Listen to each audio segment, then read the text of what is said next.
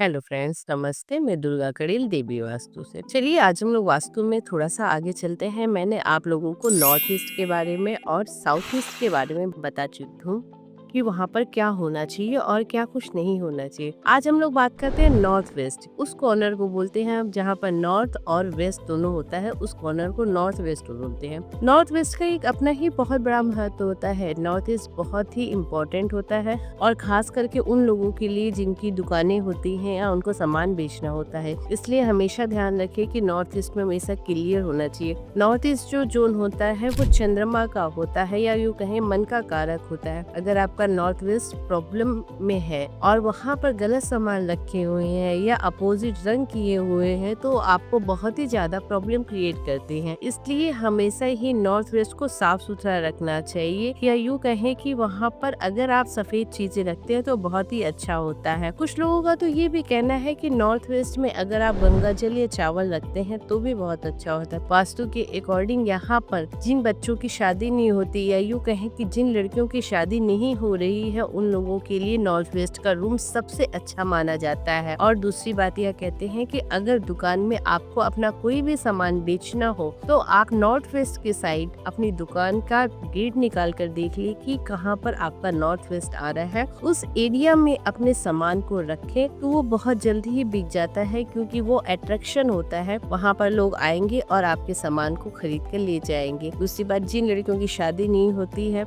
उन लोगों के लिए भी नॉर्थ वेस्ट का रूम अगर आप उन्हें देखिए थोड़े दिन रहने दे, देखिए उनकी भी शादी हो जाती है, क्योंकि वह एक ऐसा एरिया है जहां से हर चीज निकल जाती है। इसीलिए हमेशा कहा जाता है कि नॉर्थ वेस्ट को साफ सुथरा रखें और वाइट रखें, क्योंकि मन का कारक है। अगर आपका मन ठीक होता है तो सब कुछ ठीक होता है।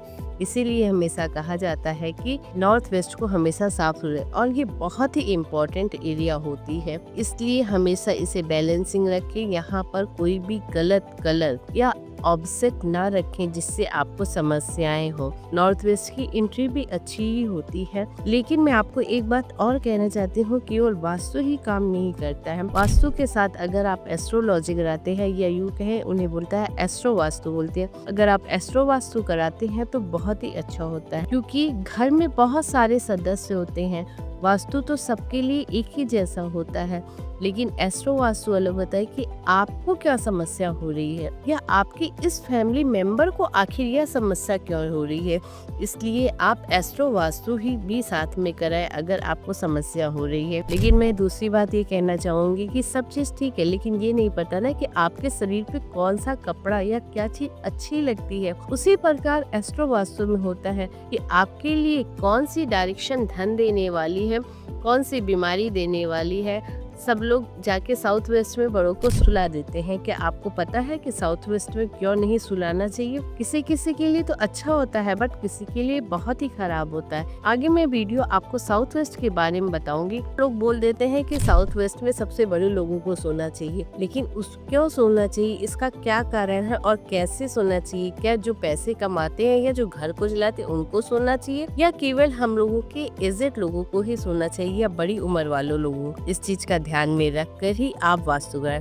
और अगर आपको वास्तु कंसल्टेंसी चाहिए तो आप प्लीज मुझे व्हाट्सएप के थ्रू या ये नंबर दिया गया है, आप वहां पर मुझे कॉल कर सकते हैं या आप मुझे मैसेज कर सकते हैं। Thank you. अगर अभी तक आपने मेरा चैनल को लाइव सब्सक्राइब नहीं किया या बेल आइकन नहीं दबाया तो प्लीज जरूर करें। आगे मैं आपको बताऊंगी कि साउथ वेस्ट में क्या क्या होना चाहिए और क्या नहीं होना चाहिए। फिर उसके बाद हम लोग आएंगे आपके सेंटर में। सेंटर बहुत ही इम्पोर्टेंट होता है। जिस प्रकार हमारे पेट की नाभि से बच्चे पैदा होते हैं या नाभि से ही बच्चा का लालन पालन होता है पेट में जब वो रहता है, उसी प्रकार अगर हमारा सेंटर डिसबैलेंस होगा तो पूरी शरीर की काया ही पलट जाएगी, या यूँ कहे सब बीमारी रहने लगेंगे। Thank you. आज के लिए इतना ही। नमस्ते।